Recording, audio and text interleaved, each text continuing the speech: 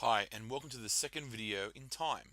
In this video, we're going to look at converting units of time. So what that means is we're going to be changing things like minutes into seconds, hours into days, and so on. So let's take a look at it. We learned in the last video that 1 minute was 60 seconds. So if this line represents 60 seconds, it also represents 1 minute.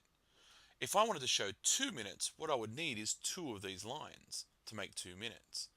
That's the same as two lots of 60, which is 120 seconds.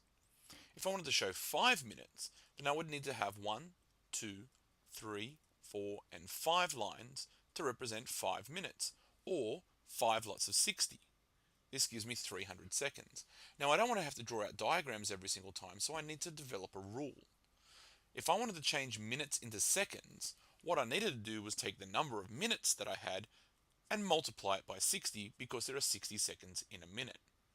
So if I had a question like 30 minutes is how many seconds? Well, I would take my 30 and I would times it by 60. Now to do 30 times 60 in your head, do 3 lots of 6, which is 18, and then there are 2 zeros in the question, so 2 zeros in the answer. 30 minutes is 1800 seconds. But what if I wanted to go from 1800 seconds into minutes? Here I'm going back the other way. If I want to go back the other way, I have to do the opposite operation of timesing by 60, which is to divide by 60. This is because I'm asking how many lots of 60 seconds are in 1800 seconds. So 1800 divided by 60 is going to give me 30 minutes. What if I wanted to go from hours into minutes? Now, hours and minutes is not in my diagram, so what I might do is just move my diagram to the side a little bit and put hours before the minutes. And if I want to turn hours into minutes, 1 hour is 60 minutes, so I would times by 60. If I had 3 hours, I would need to do 3 lots of 60. Again, I do 3 lots of 6, which is 18, and add a 0 on the end to get 3 hours equaling 180 minutes. And again, if I wanted to go back the other way and I had a certain number of minutes and I wanted to go into hours, I would divide by 60, doing the opposite of timesing by 60. What if I wanted days into hours? Can you guess what I would do? Well, I know if I want to change days into hours, 1 day is 24 hours. 2 days is 2 lots of 24. 3 days is 3 lots of 24. So I would need to times by 24. So here's the problem. I've got 7 and I want to times by 24.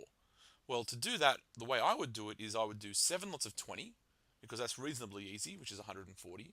And then 7 lots of 4 is 28. What I can do now is add those two answers together to get 7 lots of 24, which is 168. So in 7 days, or 1 week, there are 168 hours. And again, we can't forget, if I want to go back the other way, I need to do the opposite of timesing by 24, which is dividing by 24. How about if I had months into years? How do you think I would do that?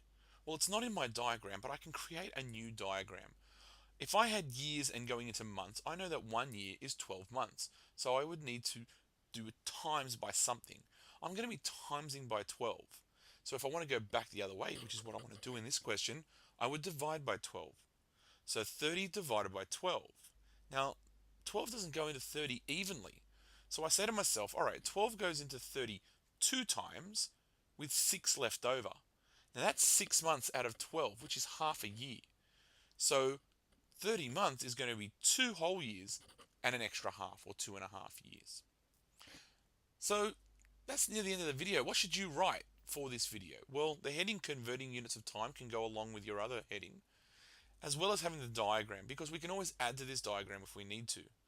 Having those 4 examples written down is also a good idea, and you're going to get plenty of practice when you get to your text. So that's it. Hopefully now you have a general idea of how to convert units of time into other units of time, and you can test your skills out with your work. Good luck.